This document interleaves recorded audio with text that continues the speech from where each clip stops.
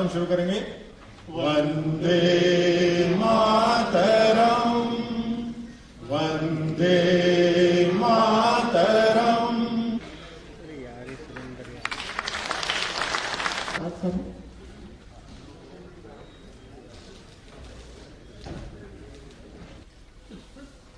सबसे पहले मैं प्रदेश कांग्रेस कमेटी के इस आयोजन में सम्मानित मंच का और आप सब लोगों का, विशेषकर मेरे किसान भाइयों का हार्दिक स्वागत करता हूं, अभिनंदन करता हूं। हम लोग समझते हैं कि एक ऐसे समय में हम ये आयोजन कर रहे हैं जब कोरोना का संक्रमण सरकार के बेहतर प्रबंधन के कारण बावजूद भी अभी तक पूरी तरीके से समाप्त नहीं हुआ है। लेकिन जिस प्रकार से मोदी जी की सरकार, केंद्र की सरकार कोरोना संक्रमण को खत्म करने के बजाय किसान को खत्म करने के ऊपर तुली हुई है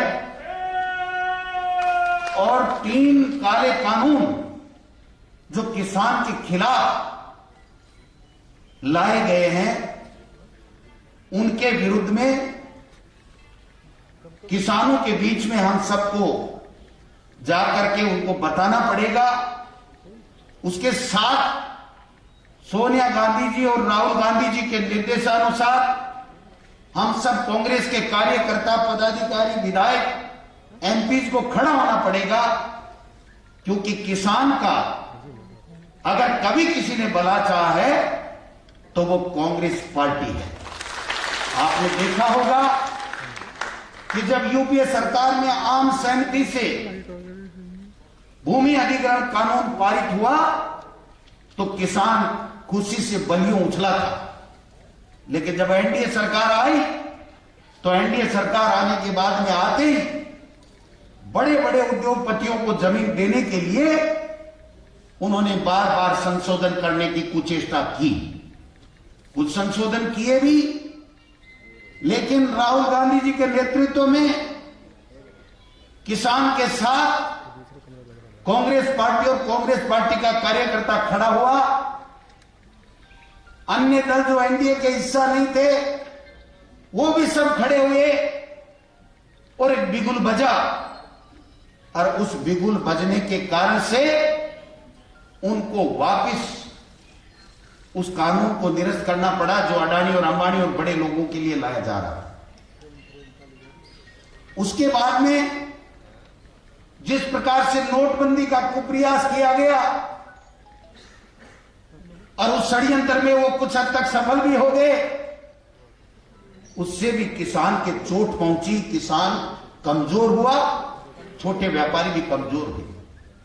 उसके बाद में जीएसटी ला करके छोटे व्यापारियों को खत्म करने की कुचेष्टा की गई, जिसके सबके सामने ये सारी बातें हैं। लेकिन आज जो 3 काले कानून इसलिए कहते हैं कि जो मोदी जी मुख्यमंत्री रहते हुए प्रधानमंत्री मनमोहन सिंह जी को ये कहते थे, लिख के दिया था कि जब किसान के हक में कानून बनाइए और वो जो कानून आप बनाओ उसमें एमएसपी अनिवार्य रूप से किसान को मिले, फसल का समर्थन मूल्य उसको मिले, ये कानून आप लेकर के आइए और किसान की आय प्रधानमंत्री के पद पर घोषित होने के बाद में दोगुनी करने की बात कही थी। 2 करोड़ बेरोजगारों को रोजगार देने की प्रतिवर्ष बात कही थी। और जिस प्रकार से किसान की लागत आने के बाद में 50% मुनाफा देने की मोदी जी ने बात कही थी, वो मोदी जी आज 7 साल हो गए उनको सरकार में आने के बावजूद, लेकिन एक भी फैसला ऐसा नहीं किया जिससे किसान का भला हो, छोटे व्यापारी का भला हो, मजदूर का भला हो, गरीब का भला हो। आज जो 3 कानून लाए गए हैं, एक में मंडी व्यवस्था और समर्थन मूल्य को खत्म करने की बात है। जब किसान को समर्थन मूल्य नहीं मिलेगा, मंडी व्यवस्था खत्म हो जाएगी। बड़े बड़े व्यापारी, बड़े बड़े उद्योगपति आकर के किसान से दुगुने पैसे देने का, फसल का मूल्य देने का झांसा देकर के चले जाएंगे। सरकार अपनी जिम्मेदारी से भागने की कोशिश करने के लिए ये कानून लेकर के आई है। दूसरा जो कानून लेकर के आई है कॉन्ट्रैक्ट फार्मिंग का, किसान से कॉन्ट्रैक्ट करने का। आप मुझे बताइए एक भी ऐसा एमओयू है जो राजस्थान में नहीं बल्कि हिंदुस्तान में कहीं भी हिंदी में बना हुआ है क्या? और उस कॉन्ट्रैक्ट के आधार पे वो क्या फसल में बोएगा, क्या फसल उस खेत में बोएगा, क्या करेगा? उदाहरण के लिए अगर वो ये कहता है कि तेरी 20 बीघा जमीन है, तेरे को 1 लाख रुपए आते हैं, मैं तेरे को 1.5 दूंगा, किसान कह देगा ठीक है भाई। उसके बाद में वो इसबगोल बाएगा, उसमें गेहूं नहीं बाएगा, बाजरा नहीं बाएगा, और इसबगोल 2 साल का कॉन्ट्रैक्ट करके किसान को 2 लाख 3 लाख रुपए देगा और 40-50 लाख रुपए कमा के चला जाएगा। 2 साल किसान की खेत में अगर इसबगोल हो गया तो 10 साल उसको बंजर रखना पड़ेगा, उसमें 1 किलो अनाज भी पैदा नहीं होगा। ये जिस प्रकार का षड्यंत्र कर रहे हैं। तीसरा जो कानून लाया गया है, आवश्यक वस्तु अधिनियम के राइडर खत्म कर दिए गए हैं।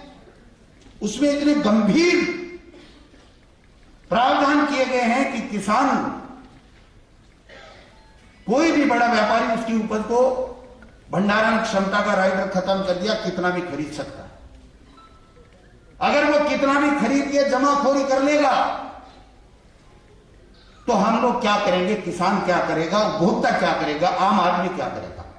इसमें यह भी प्रावधान किया गया है कि अगर किसान का आपने 100 रुपए में माल लिया, दूसरे दिन 200 रुपए में बेचोगे, तब तक आपके खिलाफ कोई कानून काम नहीं करेगा, कोई सरकार काम नहीं करेगी। तीसरा यह भी प्रावधान किया गया है कि आप एसडीओ को कह सकते हो, कलेक्टर को कह सकते हो, लेकिन आप सिविल कोर्ट में नहीं जा सकते। जब किसान बड़े उद्योगपति से जब कॉन्टैक्ट करेगा या कोई शिकायत करेगा, तो आप बताइए, आपसे हम में से कितने ऐसे किसानों को जानते हैं जो जाकर के एसडीएम और कलेक्टर से अपना काम करा लेगा और उन बड़े उद्योगपतियों का काम नहीं होगा। मैं लंबी चौड़ी बात नहीं करना चाहता। कोरोना में जिस प्रकार का बेहतर काम हमारी सरकार और हमारे मुखिया ने किया है, आप और हम सब, पूरा प्रदेश नहीं पूरा देश इस बात का साक्षी है कि हमने शानदार तरीके से काम किया।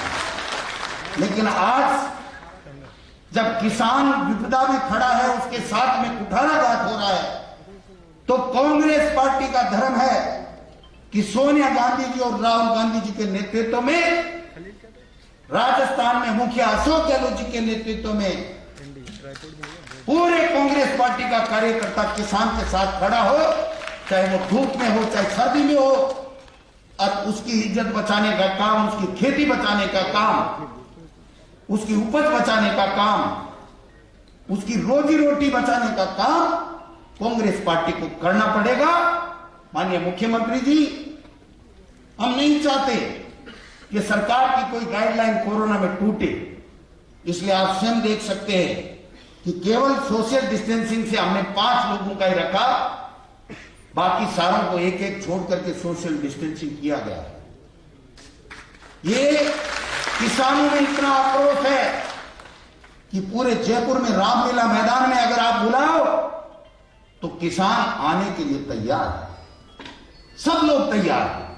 लेकिन हमने हमारे सरकार के निर्देशों को ध्यान में रखते हुए किसान की बहबूदी के लिए, उसको बचाने के लिए, उसको ताकत देने के लिए, जो मोदी जी की सरकार जिस प्रकार से खत्म करने जा रही है, उसके लिए हम उसके साथ खड़े होने के लिए आज ये सम्मेलन कर रहे हैं। ये काला कानून वापस लो, कानून वापस लो। हम सब लोगों को, काला कानून वापस लो, हम सब लोगों को किसान के साथ में खड़ा होकर के गांव-गांव, ढाणी-ढाणी में जाना पड़ेगा। हमारे मुखिया आदरणीय सोनिया गांधी जी ने तय किया है कि कांग्रेस का कार्यकर्ता देश में, प्रदेश में, गांव ढाणी में किसान के साथ खड़ा होकर के उससे हस्ताक्षर कराए और 14 नवंबर को महामहिम राष्ट्रपति के यहां पूरे देश के 2 करोड़ किसानों के हस्ताक्षर करके ज्ञापन देंगे इन कानून को वापस लेने। मैं मुख्यमंत्री जी, मीडिया के बंधुओं का भी धन्यवाद देना चाहता हूं। चाहे कोरोना का समय हुआ हो, चाहे आज किसान के ऊपर जो आफत आई है काले कानून की, सब मुद्दों के ऊपर निष्पक्षता के साथ में राजस्थान का मीडिया आम आदमी के साथ, गरीब के साथ, किसान के साथ में खड़ा हुआ। मैं इनका भी धन्यवाद देना चाहता हूं। इस प्रदेश कांग्रेस कमेटी के बैनर के नीचे मैं लंबी चौड़ी बात नहीं करके, हमारे 2-3 किसान भाई भी अपनी बात रखेंगे। एक छोटी सी कविता भी होगी।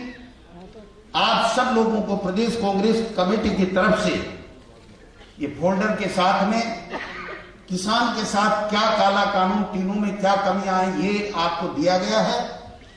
2 मास्क भी कोरोना के कारण से दिए गए हैं। नो मास्क नो एंट्री के बैनर भी, जिस प्रकार से आपको पंपलेट भी दिए गए हैं।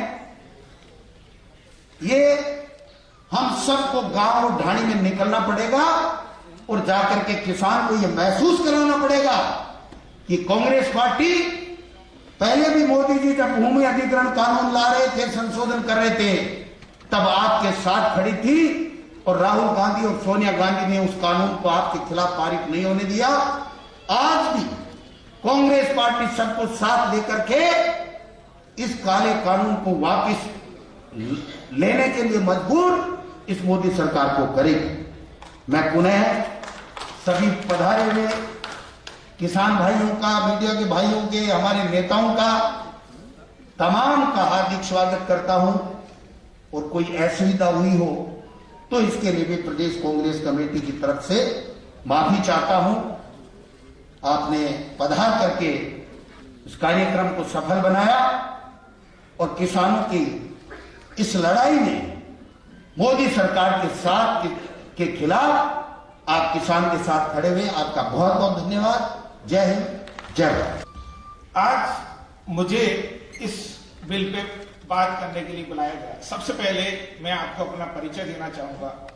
मेरा नाम डॉक्टर अतुल गुप्ता है और मैं राजस्थान राज्य से आता हूं और संपूर्ण भारत देश में organic farmer producer association of India का अध्यक्ष हूं। ये बिल जब से पास हुआ है, जब से पूरे भारत में, संपूर्ण देश के किसानों में एक ऐसी क्रांति आई है कि सोचा था कुछ और, निकला कुछ और। सोचा था कि भारत में एक नई ऊर्जा आएगी और किसानों का जो जीवन है वो बदल जाएगा, लेकिन स्थिति क्या हुई कि खोदा पहाड़ और निकली चुहिया।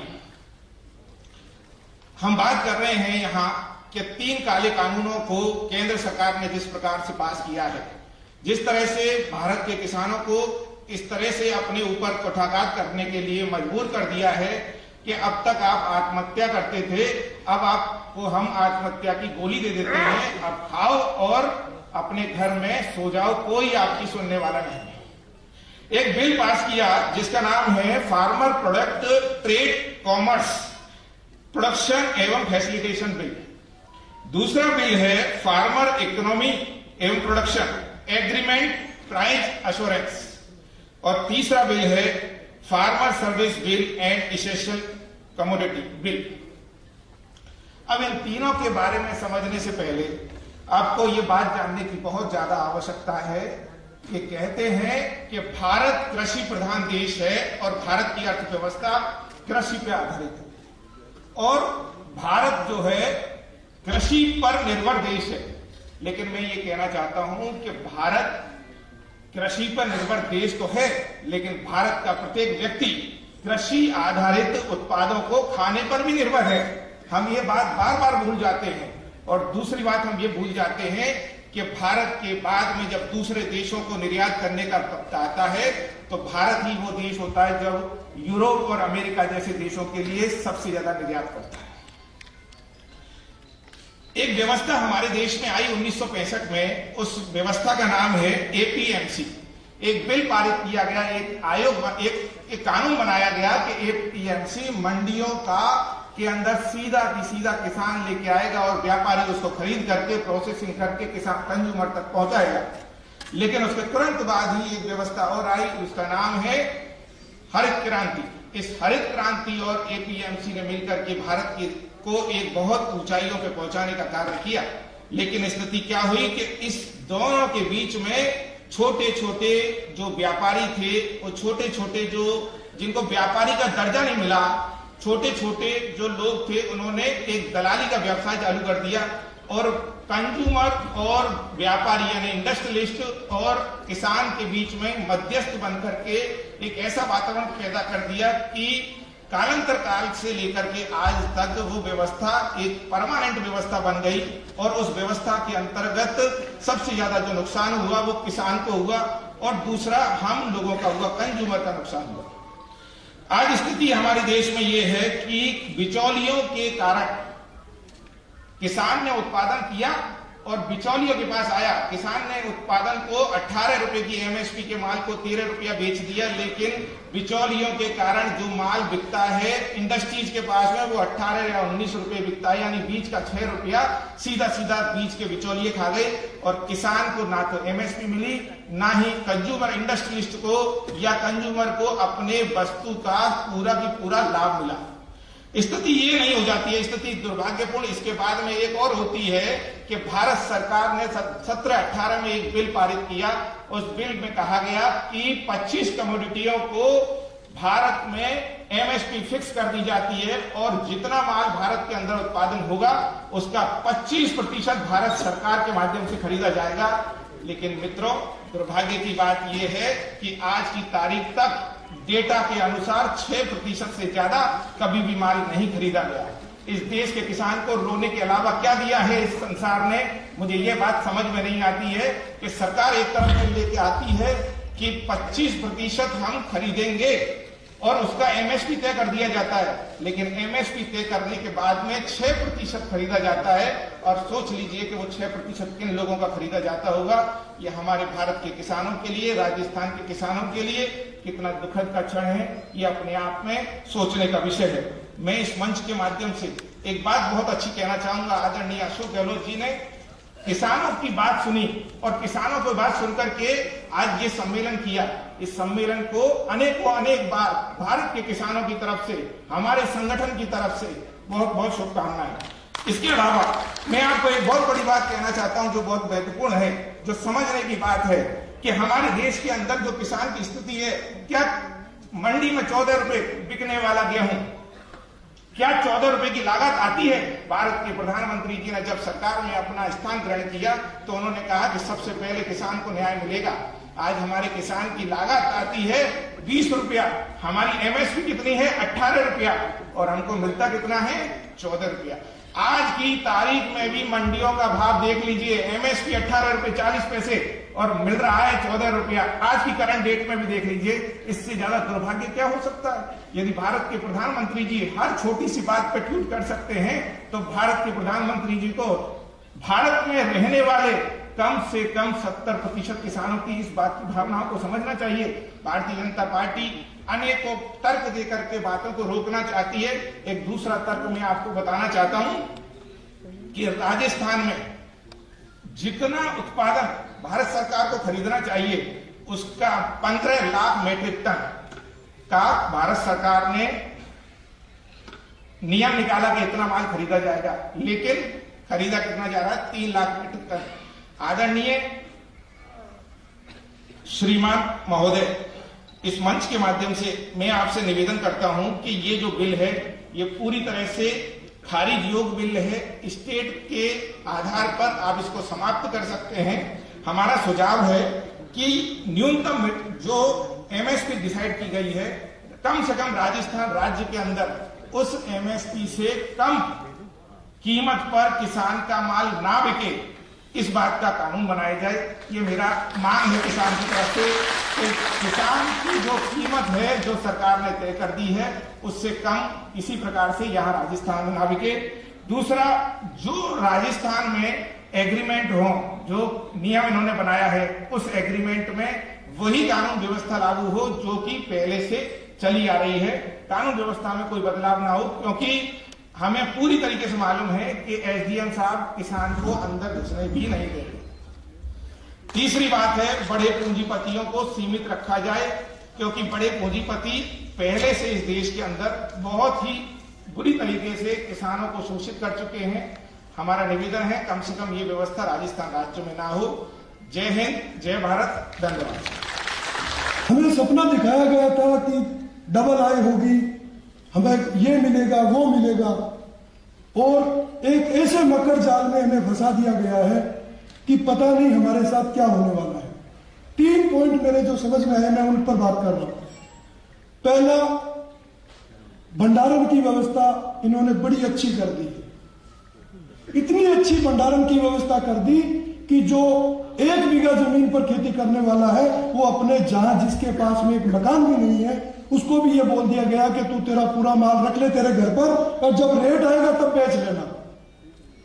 हकीकत ये है, ग्रामीण अंचल के अंदर किसान अपनी खेती करता है और अपना अनाज उगाता है, उससे पहले उसको बेचने की तैयारी चलती है।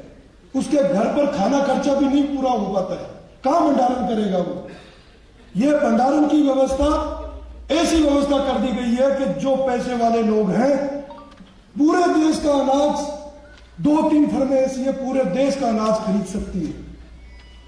सरकारों की जरूरत नहीं है, पैरेलल सरकार है। समझने की सबसे बड़ी बात है, अभी मैं हिमाचल प्रदेश में था, अभी हिमाचल प्रदेश जाके आया हूं, वहां पर 3000 किसानों से मिलकर आया हूं मैं। माननीय मुख्यमंत्री जी, मैं आपको बताना चाहता हूं, गांव-गांव, ढाणी-ढाणी तक ये लोग पहुंच चुके हैं। किसान को क्या लालच दिया जा रहा है कि तेरे को रेट ज्यादा देंगे, ये देने में सक्षम है। हमारे साथ एक बहुत बड़ा धोखा हुआ था, जियो का फोन हमें मुफ्त में दिया था, दिया कि नहीं दिया बताओ मुझे पहले। और आज यहां पर बैठे हैं, मेरे को लगता है 70% लोगों के पास जियो का कनेक्शन है, मेरे पास भी है। जियो का मुफ्त दिया गया और उसके बाद में हमें यह दिखाया गया कि लीजिए आप यूज करिए, सारी कंपनियों को खत्म कर दिया। आज 600 रुपए का डलवाना पड़ रहा है हमारे को, 600 रुपए का चार्ज करवाना पड़ रहा है। इसी तरीके से एमएसपी पर बात करते हैं, धान बीजा हुआ मेरा खुद का, जैविक खेती करता हूं, पूरा मार्केट नहीं है, 16 रुपए किलो पीलीभंगा मंडी में मैंने तो लाया।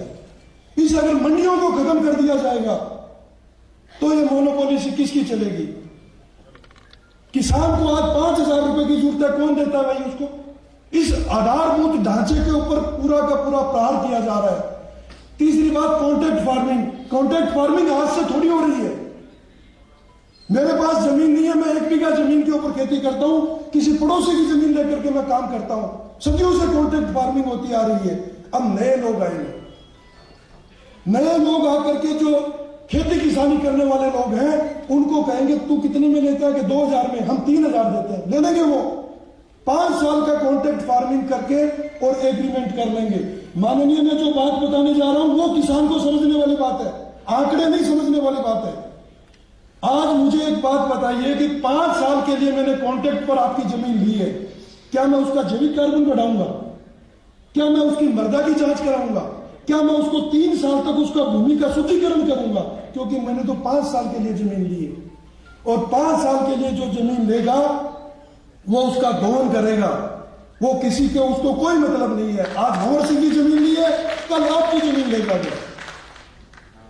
नमक डाल करके खेती करेगा किसान भाइयों। क्योंकि मैं प्रैक्टिकल की बात करता हूं, 3 स्टेट में मेरे साथ प्रैक्टिकल किसान जुड़े हुए हैं और सभी से मंथन चल रहा है। राजस्थान की हमारी भूमि के अंदर जैविक कार्बन 0.2.535 से ऊपर नहीं है, और जिसके अंदर जैविक की कल्पना करना असंभव, लगभग असंभव की बात है। और उस जमीन को 5 साल 7 साल के लिए कॉन्ट्रैक्ट फार्मिंग करने वाला आएगा, वो 3 साल तक उसमें हरी खाद बीजेगा, वो गोबर की खाद डालेगा, फिर कहेगा मैं इसमें खेती करूंगा। ये छलावा है, बहुत बड़ा छलावा हमारे साथ में। तीसरी बात, इन्होंने कहा एमएसपी के ऊपर कुछ भी नहीं बोला, रात के अंधेरे में अध्यादेश लाया गया। मैं पढ़ा लिखा नहीं हूं, लेकिन बहस और चर्चा करने के बाद में बिल पारित होते हैं, इतना तो मुझे भी पता है। चुपचाप ऐसे समय को चुना गया जिस समय सभी के घरों में लॉक लगा हुआ था, बाहर निकलने की आजादी नहीं। क्यों? अगर इनकी मंशा सही होती तो ये अंधेरे में क्यों लेके आते इसको? ऐसे समय को चुना गया कि आम पब्लिक के ऊपर रोक है, बाहर नहीं आ सकता, विरोध नहीं कर सकता, किसी से मिल नहीं सकता। इन्होंने कहा भंडारण करने का, आपातकाल के अंदर आप भंडारण नहीं कर सकते, तो ये कौन सा समय चल रहा है? माफी चाहूंगा, मैं खत्म करना चाह रहा हूं, कोई बात नहीं। आपने मुझे जो समय दिया है उसके लिए मैं आपका बहुत बहुत आभारी हूं। यह न्याय तभी होगा जब गांव गांव, क्योंकि राजस्थान का किसान सोया हुआ है। बड़े दुख की बात है किसान भाइयों, मैं मीडिया के माध्यम से उन सभी किसानों का आह्वान कर रहा हूं, अब तो जाग जाओ, जागने का समय है ये। अगर अब नहीं जागे, और एक बात और बताता हूं, 2024 का चुनाव ये कह के लड़ा जाएगा कि देखो हमने आपको एमएसपी का रेट दे दिया। आज कह जा रहा हूं उस मंच के माध्यम से, मिलेगा आपको एमएसपी का रेट भी देंगे ये लोग, लेकिन आपको पूरा तला करके देंगे और उसके बाद में कुछ भी नहीं देने वाला। कोई नहीं जाएगा ढाणी के अंदर लेकर के देने के लिए। आज हमारी व्यवस्था, कितने लोग हैं जो मंडियों में जाकर के माल बेचते हैं, गांवों में माल बिकता है। तो समय कम है, समय की मर्यादा रखते हुए इस आपने जो आयोजन किया है, ये आयोजन इस पंडाल में ना रह करके गांव गांव, ढाणी ढाणी, क्योंकि राजस्थान का किसान सोया हुआ है। अगर आप इसे जगाने का प्रयास, और पूरी कांग्रेस पार्टी से, क्योंकि हमारे पास कोई ऑप्शन ही नहीं है और हमारे पास कोई है नहीं, दल ही नहीं है, किसके आगे हम फरियाद करें? कांग्रेस पार्टी अगर आज जागृत होकर के इस मुहिम को जन आंदोलन का रूप लेकर के करती है तो राजस्थान का किसान आपके साथ कंधे से कंधा मिलाकर के तैयार है। धन्यवाद।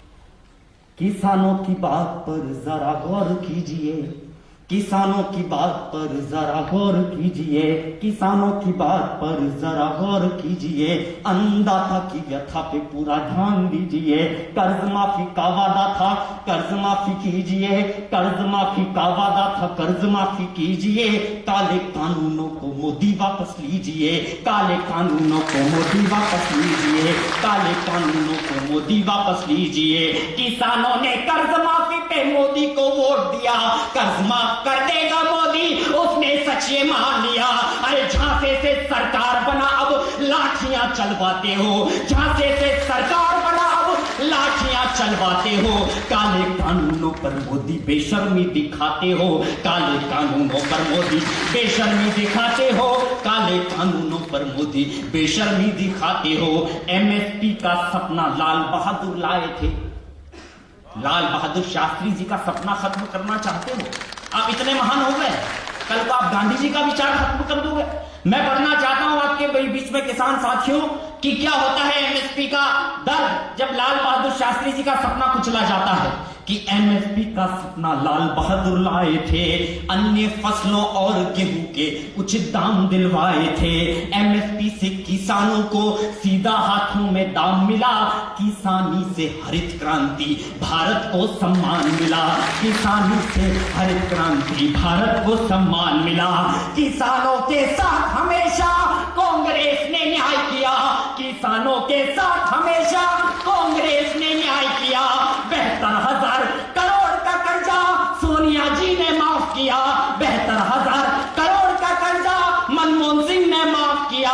काले कानूनों पर मोदी अहंकार में ऐठा है, काले कानूनों पर मोदी अहंकार में ऐठा है। पीएम कुर्सी पर यूं लगता है अंबानी जी बैठा है, पीएम कुर्सी पर यूं लगता है अडानी जी बैठा है, पीएम कुर्सी पर यूं लगता है अंबानी जी बैठा। और मोदी जी कहते हैं, टीवी पर आते हैं कि हमने एमएसपी खत्म ही नहीं की। तो मोदी जी से मैं कहना चाहता हूं, अगर आपने खत्म नहीं की तो अपने कानूनों में लिखित में शामिल कर दीजिए। हमें आपका टीवी पर आकर आप बोलते उस पर यकीन ही नहीं है, उस पर विश्वास ही नहीं है। उसका कारण है, कारण मैं कविता के रूप में बताना चाहता हूं कि क्या कारण है उसका, कि 50 दिन मांगे मोदी ने हमने वो भी दे दिए, नोटबंदी और जीएसटी के बड़े घाव भी सह लिए, नोटबंदी और जीएसटी के बड़े घाव भी सह लिए। 2 करोड़ का वादा करके, 2 करोड़ का वादा करके रोजगार की ना सुधली। बची खुची जो नौकरियां थी वो भी तुमने छीन ली, बची खुची जो नौकरियां थी वो भी तुमने छीन ली। मानवता का कोरोना दुश्मन बनकर आया था, मानवता का कोरोना दुश्मन बनकर आया था। 21 दिनों का युद्ध बतलाकर बर्तन भी बजवाया था, 21 दिनों का युद्ध बतलाकर बर्तन भी बजवाया था। लॉकडाउन में निर्दयता की ऐसी फोटो आती थी, लॉकडाउन में मजदूरों की ऐसी फोटो आती थी। मजदूरों के पांव देखकर आंखें भर भर जाती थी, मजदूरों के पांव देखकर आंखें भर भर जाती थी। सैकड़ों मौतें सड़कों पर फिर तुमने ट्रेन चलाई थी, सैकड़ों मौतें सड़कों पर फिर तुमने ट्रेन चलाई थी। 4 गुना किराया लेकर उसमें करी कमाई थी, 4 गुना किराया लेकर उसमें करी कमाई थी। पीएम केयर फंड को भी ऑडिट से ही बाहर किया, उद्योगपतियों का कर्जा लॉकडाउन में माफ किया।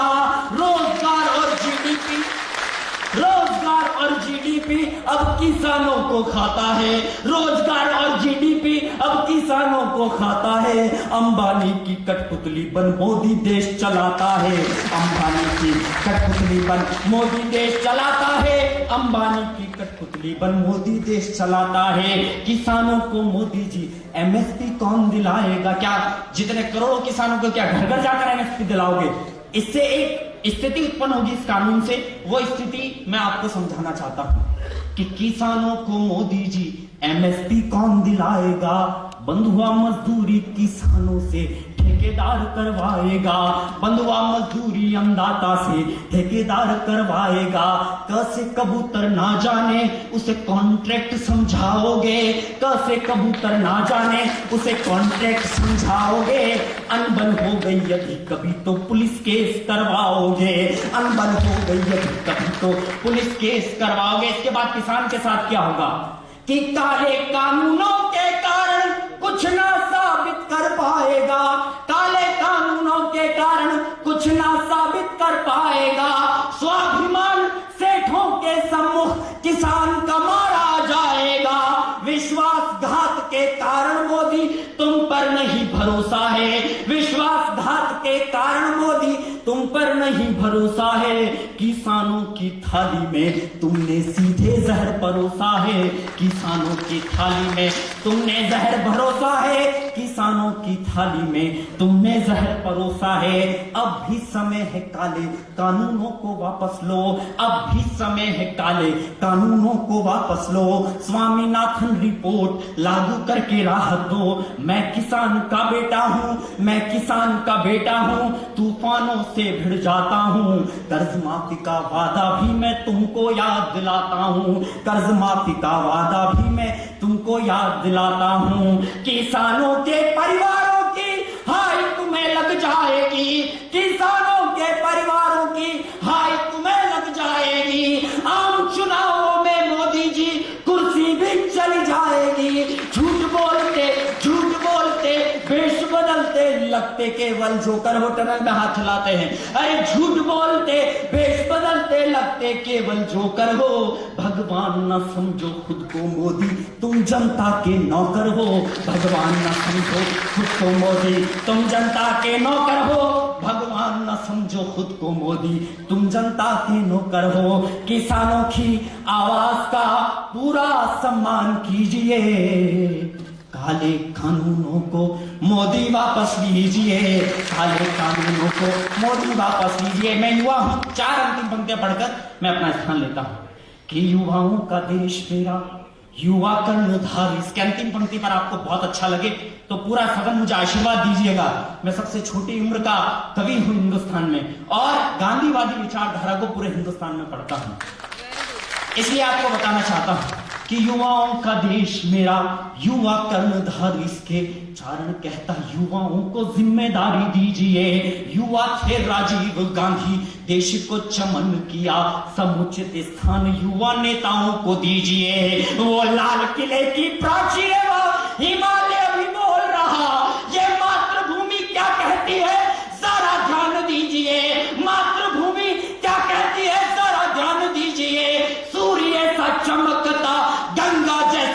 निर्मल। देश की सत्ता पे राहुल गांधी आने दीजिए, देश की सत्ता पे राहुल गांधी आने दीजिए, देश की सत्ता पे राहुल गांधी आने दीजिए। अब रोक राहुल को अनर्थ मत कर दीजिए, अब रोक राहुल को अनर्थ मत कर दीजिए। लोकतंत्र को बचाने में योगदान दीजिए, वोट हमेशा कांग्रेस पार्टी को दीजिए, वोट मंच कांग्रेस पार्टी का है, बोल कॉमरेड रहा है। मेरे को मंत्री महोदय ने फोन किया कि आज कांग्रेस पार्टी ने किसान सम्मेलन रखा है। मैं पहले दिन सरसा गया था। 17 दल इकट्ठे थे, 107 लोगों को खट्टर सरकार ने पकड़ रखा था थाने में, हम छुटवा के आए। 240 किसान संगठन करनाल में कुरुक्षेत्र में इकट्ठे हुए। मैं मुख्यमंत्री महोदय को पहले भी कह रहा था, ये फिर यूं मान लेते हैं कि बलवान यूं ही कर रहा है। जब एनआरसी सीए की बात आई थी तो मैंने इनसे निवेदन किया था कि केरला में विरोध की सभा हुई है, आप राजस्थान में अगुवाई कीजिए।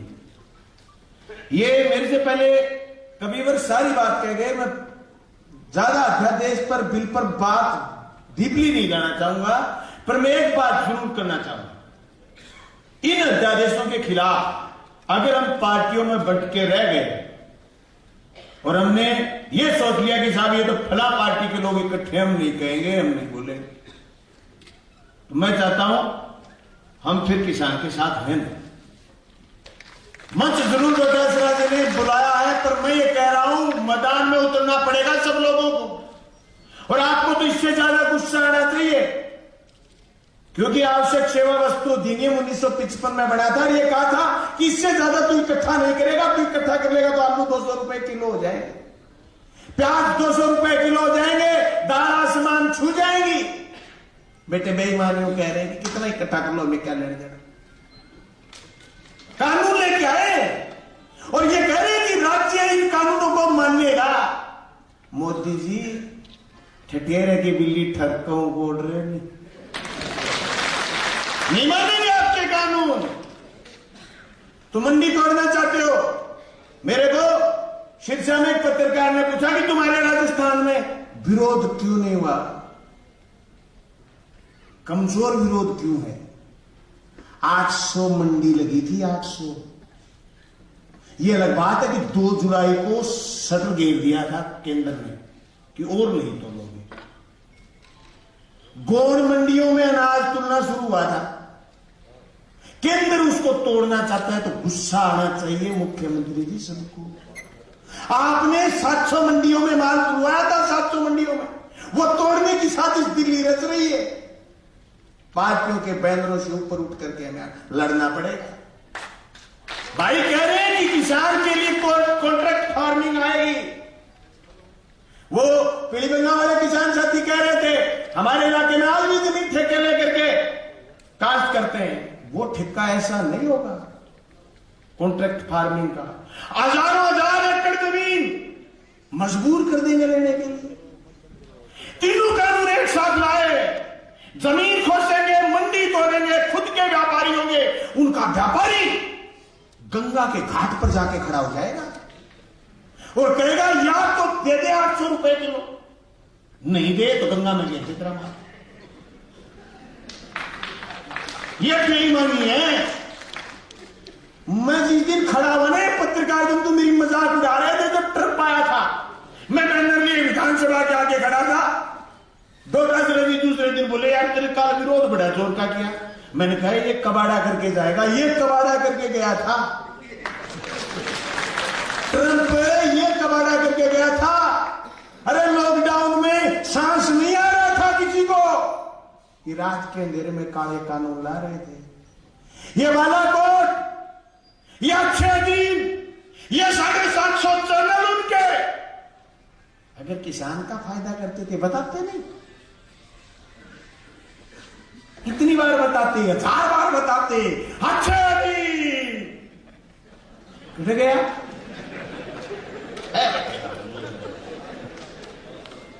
मरोबास ये पर आप लड़ांगा, पार्टियां बंधना ऊपर कर लड़ांगा, एकजुट होकर लड़ांगा। देश में हरित क्रांति आई, देश में बैंकों राष्ट्रीयकरण हो, देश में बात तो चल रही नदी जोड़नी, आज बेटे बापा अडानी अंबानी जोड़ दिया, कठे नदी उनने ले गए सोता है। अब वो कविवर सही कह रहे थे, भाई मोदी को बैठे कुर्सी, मोदी को तो मुकोटो है, सौदो तो और क्यों ही है। अदानी और अंबानी बैठे, इनके खिलाफ लड़ना है। भाई गांधी जी की पार्टी में तो देखो भगत सिंह और रखा पोस्टर, आर्थे गांधी जी को पोस्टर रखो, सारा भेड़ा भी लड़ांगा, मजबूती में लड़ांगा और खूब मजबूती से लड़ो। ये नहीं सिर्फ हस्ताक्षर जुलूस जलसा पार देना, इनकलाब जिंदाबाद। भाई बलवान पूनिया जी ने अभी सारी बातें आपको बताई और ये बात सही है कि जिस तरह का कानून भारत सरकार लेके आई है, जो किसानों की आय दुगनी करने की बात करती थी, और शुरू में ऐसा लगता भी था कि निश्चित तौर पे वो पूनिया जी कह रहे थे कि अच्छे दिन आएंगे, और किसान भी ये मानते थे कि कुछ नया होगा। कोरोना की इस महामारी में जिस प्रकार के अंधेरे में इस देश के सामने ये 3 कानून केंद्र सरकार ने लागू किए, ये किसानों के लिए, व्यापारी वर्ग के लिए और उस व्यापारी वर्ग के साथ में जुड़ा हुआ मजदूर वर्ग, इन सभी के लिए घातक है, प्रदेश के लिए घातक है और देश के लिए घातक है। ये बहुत बड़ा षड्यंत्र है आने वाले समय के लिए।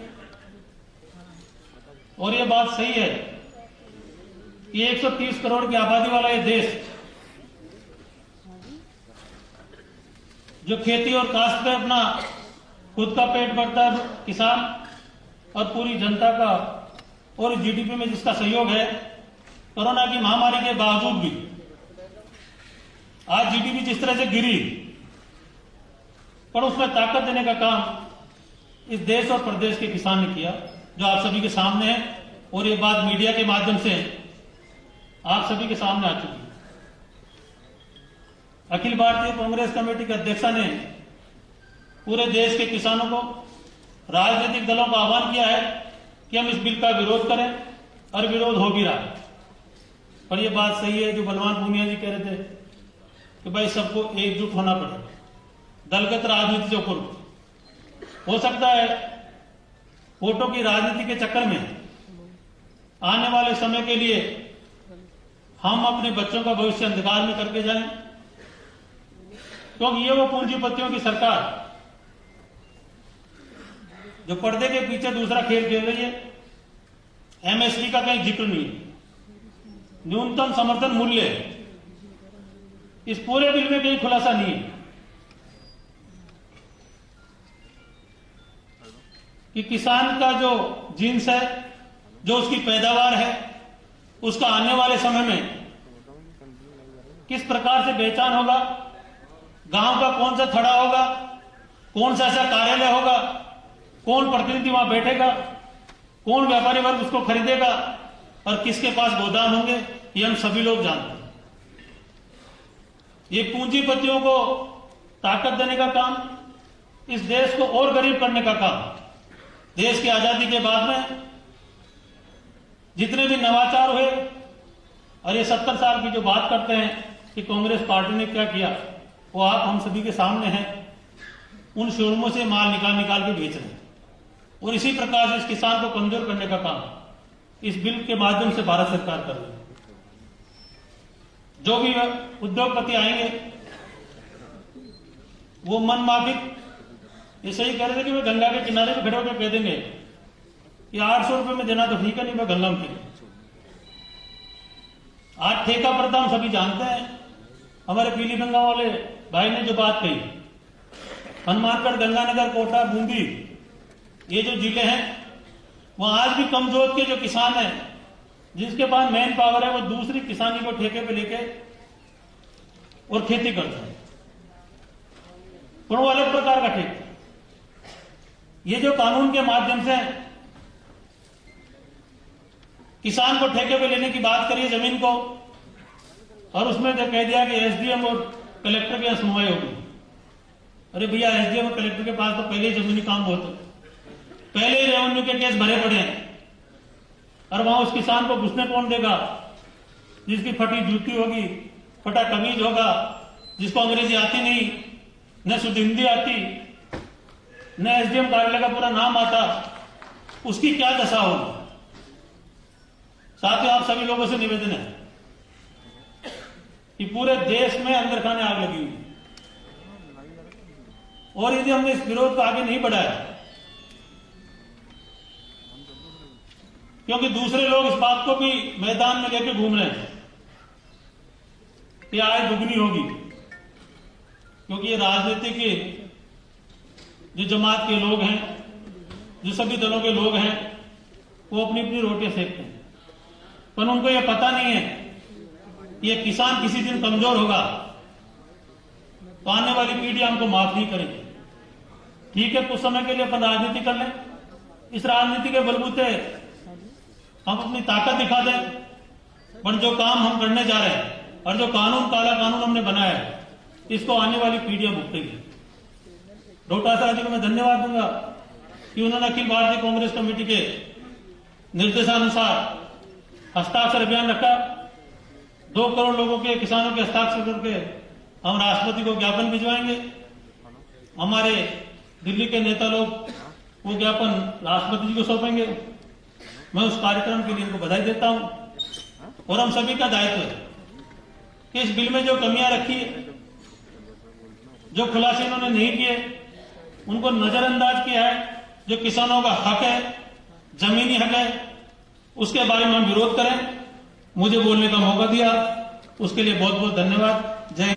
अब जब बात की कविराज बोले, जब बात पूरी की पूरी आएगी विषय के मायने।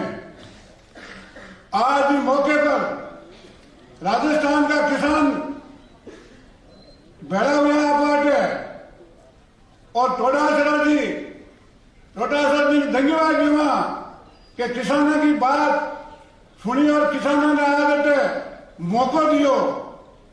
राजस्थान के मायने लेकिन लोकसभा में बिल पास हुआ 3 तरह का किसानों के लिए, और बिल्ला को जो हाको हुआ लोगों ने ठाई को लिए काई हुए। घना दिन पहली फौज में रहता रहे, फौज में आयो वो भाई अनपढ़ो खेती करो, वो आज बोलो रे भाया मारा घुटना दुखे, घुटना दाग। वो बोलो रे भाया ठीक बताए थारा दुखे कहीं है, घुटना घोटा लिखे हुए। काश करने बात को ठाई को नहीं, समर्थन मूल्य मायने आयोग में मायने कहीं कहीं हुए। आज तो मामूल है दिल्ली के मायने, अब मारू पहली जगह बोले जियो फोन आयो, फ्री में बात करी, 3 महीना में बातों को मजो लियो।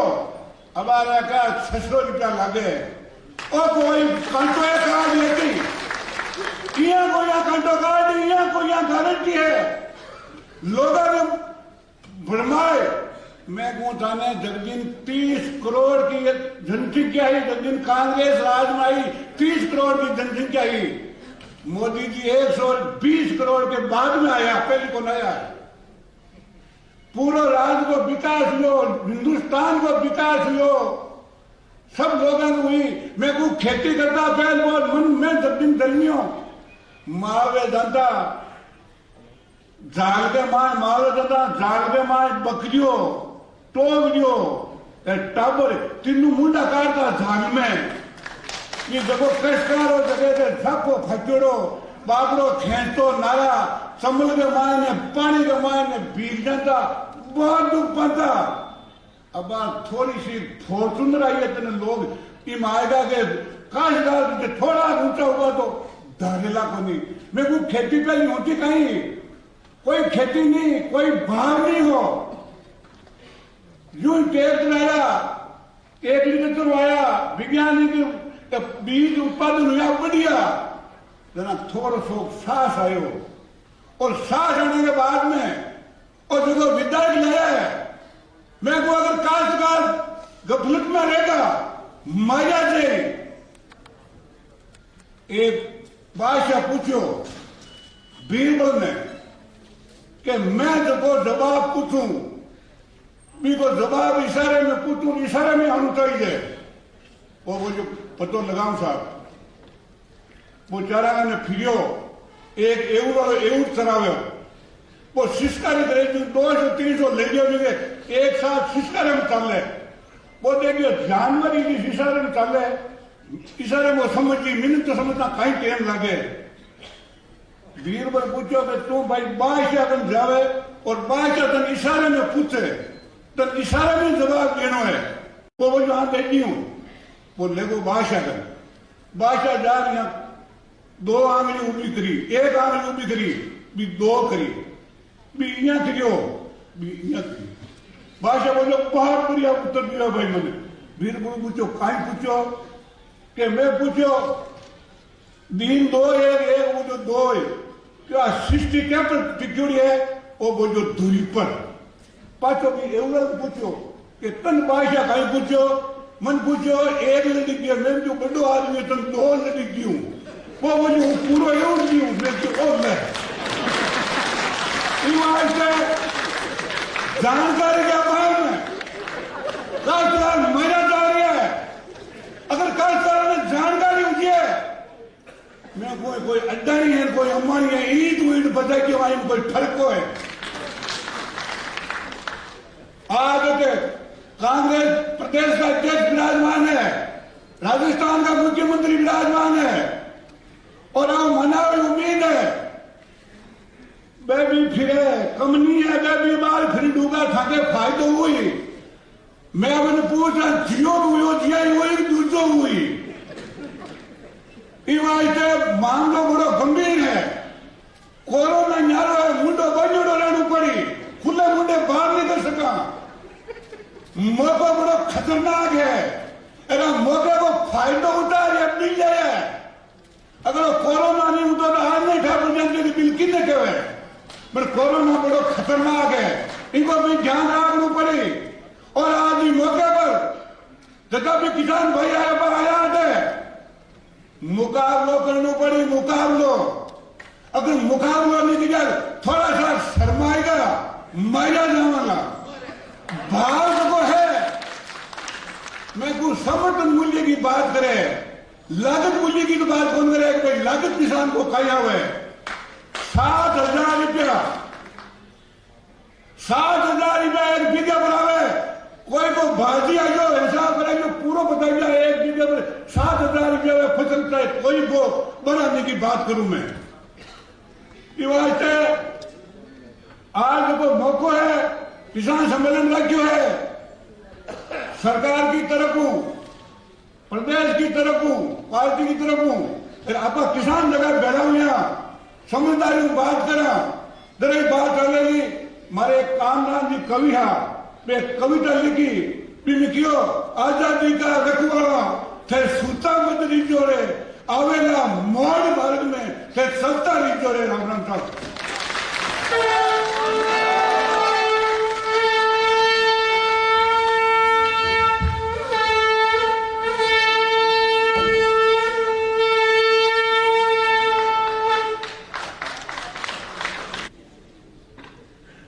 सबसे पहले मैं अपनी ओर से आप सबकी ओर से गोविंद दोतासा जी को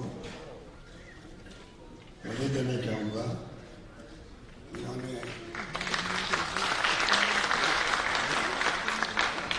एआईसीसी के निर्देश के अनुसार हम सबको याद किया और जो हालात है देश के अंदर, पूरे विश्व के अंदर कोरोना को लेकर के, जिसमें मास्क लगाना आवश्यक है, सोशल डिस्टेंसिंग आवश्यक है, सब प्रोटोकॉल निभाना आवश्यक है जीवन के लिए, जीवन बचाने के लिए। मैं देख रहा हूँ पूरी तरह जिस रूप में एक शानदार व्यवस्था की गई,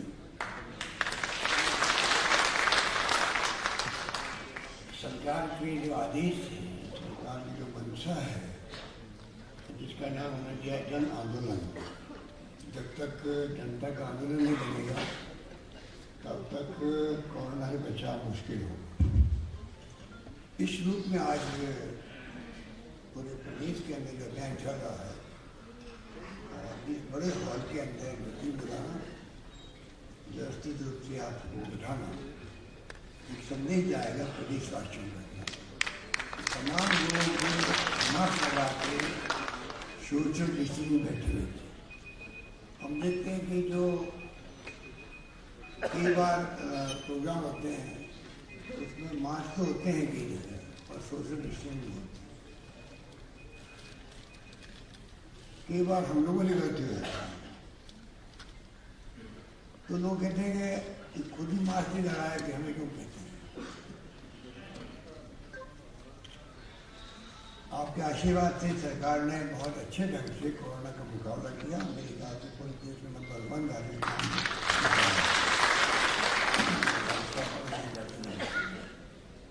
सवाल करते हैं। पर आज सवाल है ये कोरोना के बीच में बिल क्यों आए। मैं पूछना चाहता हूँ प्रधानमंत्री जी से कि कोरोना पूरे विश्व को हिला के रख दिया है। कोरोना ने पूरे दुनिया के मुल्कों को चिंतित कर दिया। इस देश की तो आबादी 130 करोड़ आबादी का देश है। लॉकडाउन रखा, अनलॉकडाउन शुरू हुआ, अभी तक संख्या बढ़ती जा रही है अनलॉक के बावजूद भी। दो आंकड़े आप देखते हैं, 1 लाख से अधिक लोग मारे जा चुके हैं। 1 लाख से अधिक लोग मरना किसे कहते हैं महामारी से देश के अंदर। उसके अंदर क्या जरूरत पड़ गई, ये 3 काले कानून लाने की। इमरजेंसी कौन सी थी? इमरजेंसी कौन सी थी? इमरजेंसी कौन सी थी कि ये कानून इस वक्त लाए गए। मोदी जी को मालूम है, सरकार को मालूम है कि अभी और कोरोना चलने वाला है। पता नहीं 1 महीना, 2 महीने, 6 महीने, 8 महीने, कोई कुछ नहीं कह सकता। अभी तक वैक्सीन आई नहीं है, जिसके कारण से कोई दावे के साथ कह सकता हो और वैक्सीन आ गई, चिंता करने की बात नहीं। ऐसे वक्त में ऐसे कानून लाना जिसमें कोई राष्ट्रीय बहस नहीं हो। जो स्टेक होल्डर है वो कौन है? किसान है, कृषि मंडी हैं, राज्य सरकारें हैं। मगर उनको पूछे हुए कानून बना देना, जो अधिकार राज्य सरकारों का है कृषि पर, और कानून बना रही भारत सरकार एक तरफा बिना पूछे हुए, बिना इन्वॉल्वमेंट किए हुए।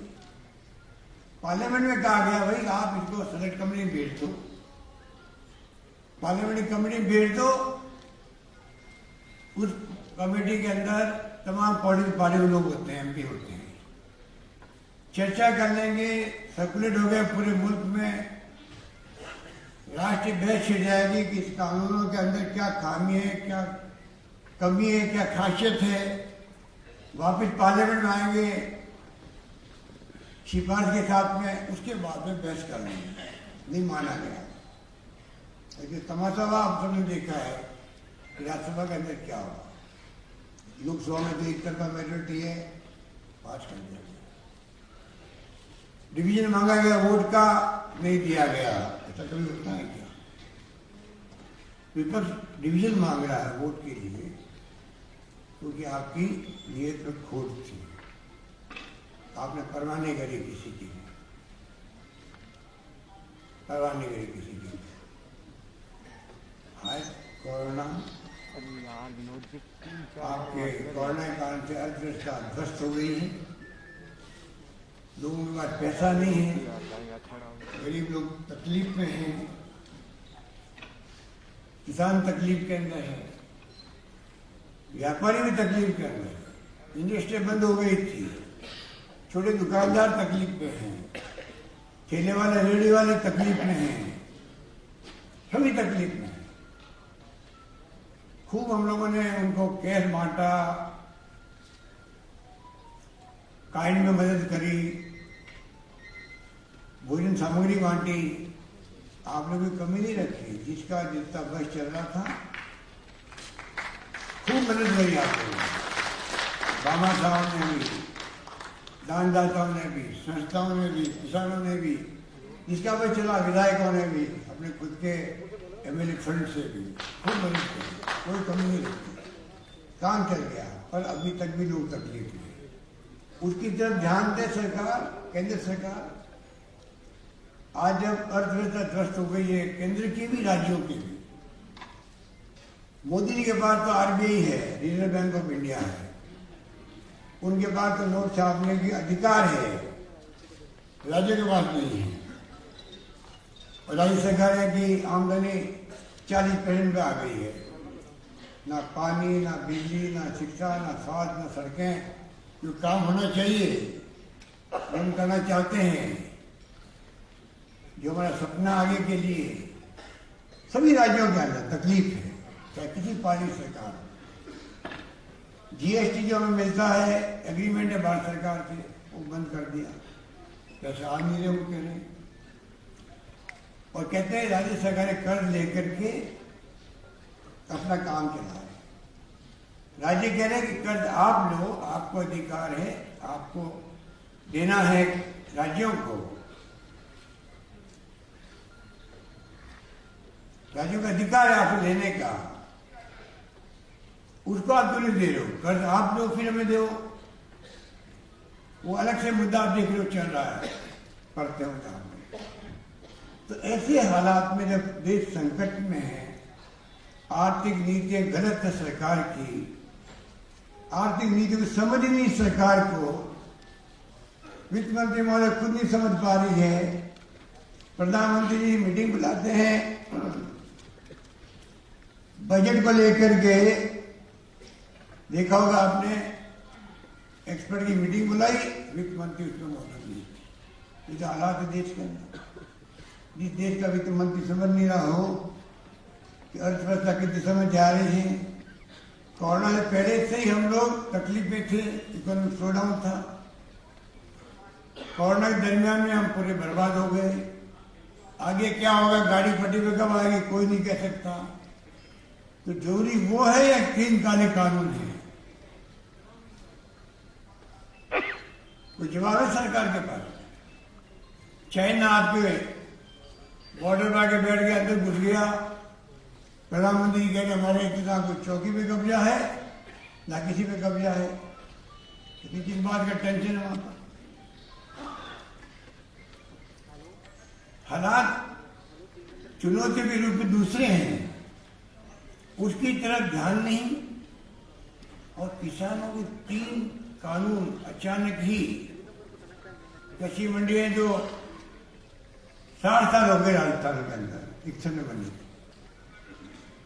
और कांग्रेस हमेशा किसानों के हितैषी रही है। आजादी के पहले से अंग्रेज राज के अंदर भी ये मांग उठती थी, किस प्रकार किसान को उत्पादन की कोई लागत मिले। ये कोई ऐसे कानून नहीं बने थे। एसेंशियल कमोडिटी के कानून पंडित नेहरू ने उसको बना दिए थे कि महंगाई नहीं बढ़नी चाहिए, जमाखोरी नहीं होनी चाहिए। वो कानून अभी इसको क्या हालत करी उसकी मालूम है। कॉन्ट्रैक्ट फार्मिंग, यदि हम कोई विकसित राष्ट्रों के अंदर रह रहे हों, हमारे किसानों के पास में कोई 500 एकड़ 1000 एकड़ की भूभाग हो, बाकी किसान तो खुद व्यापारी की तरह है, वो वहां चल सकती कॉन्ट्रैक्ट फार्मिंग। यहाँ 86% किसान तो आपके 5 एकड़ से कम भूमि वाले। 80% किसानों के पास तो 2 एकड़ से छोटी भूमि है। वो क्या तो बड़े व्यापारियों से बात करेंगे, क्या एग्रीमेंट करेंगे, कैसे कॉन्ट्रैक्ट फार्मिंग करने में कामयाब होंगे। मंडी समाप्त हो जाएगी तो उसका क्या होगा। और तो और एमएसपी के बारे में कोई जिक्र नहीं, कोई जिक्र नहीं। आज राहुल गांधी मुद्दा बनाए हुए हैं, आप क्यों नहीं एमएसपी के बारे में कानून प्रावधान करते हो? कोई चर्चा नहीं। और आपको भी कहा गया मेरे पूर्ववक्ताओं ने कि मोदी जी खुद जब मुख्यमंत्री थे तब उन्होंने केंद्र से मांग करी एमएसपी को कानून के अंदर प्रावधान करो। जो मुख्यमंत्री के रूप में मांग करी हो वो प्रधानमंत्री रहते हुए उनके राज के अंदर एमएसपी का नए जो कानून बनाए गए हैं उसमें जिक्र नहीं होना क्या सिद्ध करता है, आप सोच सकते हैं। इन हालातों में ये कानून लाए गए, कच्चे बड़े समाप्त, कॉन्ट्रैक्ट फार्मिंग, एक्सचेंज कम्युनिटीज, पूरी छूट, आलू हो, प्याज हो, खाद्य तेल हो, तिलहन हो, दलहन हो, जखीरे रखो खूब, जमाखोरी करो, पूरी छूट आपको।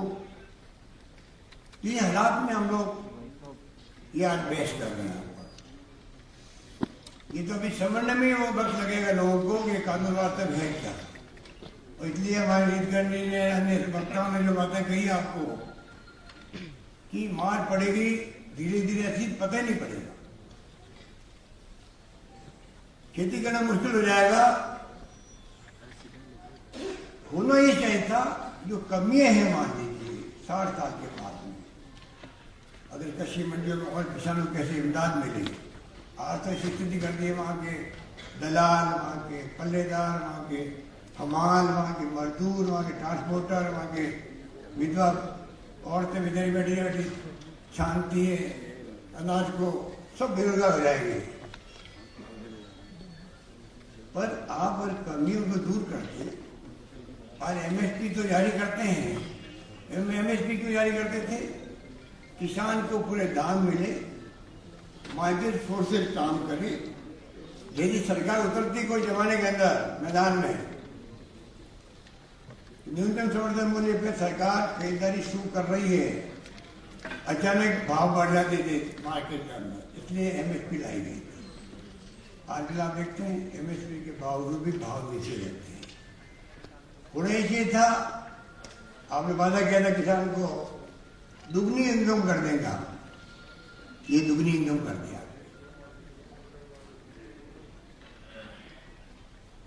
ये पूरा खेल इसलिए खेला गया कि दुगनी इनकम का जो वादा किया जनता किसानों से, वादा निभा नहीं पाएंगे। ऐसे विवादित कानून बना दो, लोग सड़कों में आ जाए, विवाद के अंदर विवाद चलते रहेंगे, और जो वादा किया जो वादा निभा नहीं पाएंगे तो कहेंगे इसलिए नहीं निभा पाए, निभा इसलिए नहीं पाए क्योंकि हमने शानदार क्रांतिकारी कदम उठाए थे और कांग्रेस और विपक्षी पार्टियों ने उन कानूनों को लागू नहीं दिया, इसलिए हम अपना वादा पूरा नहीं कर पा रहे। तो मुझे लगता है कि मोदी जी की गवर्नमेंट जानबूझ करके ये भ्रम पैदा करने के लिए सब खेल खेले जा रहे हैं, ये जानते हुए भी इस देश के किसान स्वीकार नहीं करेंगे। पंजाब का हरियाणा के किसान बहुत सक्षम है, सड़कों पर उतर आया है, और पूरे देश के किसानों में आग लगी हुई है, क्योंकि वो छोटे किसान भी हैं, उनकी कई समस्याएं भी हैं। खरीफ का मौसम गया, रबी के सीजन आ गई, उनकी छोटी जोत है वो उसमें लगा रहता है। राहुल गांधी जी भाई पंजाब गए, हरियाणा गए, हम चाहेंगे एक बार राजस्थान में आए,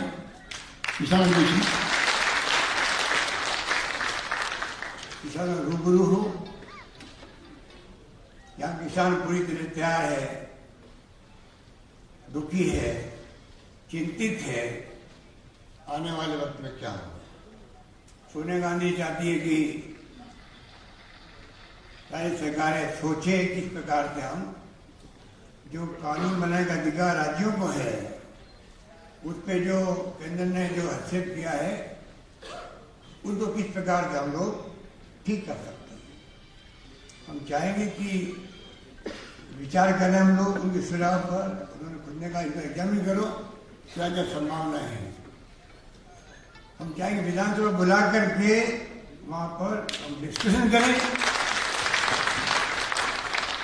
विधानसभा के अंदर खुल के बातचीत करें। जो कानून बनाए गए हैं राष्ट्रपति महोदय की उस पर छाप लग चुकी है। हम चाहेंगे कि पूरा परीक्षण करवा रहे किस रूप का हम किस प्रकार अमेंडमेंट कर सकते हैं, संविधान के अंतर्गत क्या राज्यों को जो अधिकार दिए गए हैं उसका क्या तरीका हो सकता है। हो सकता में जल्दी ही असेंबली बुलानी पड़े और हम किसानों के हित के अंदर जो भी होगा उस पर कमी नहीं आने देंगे। ये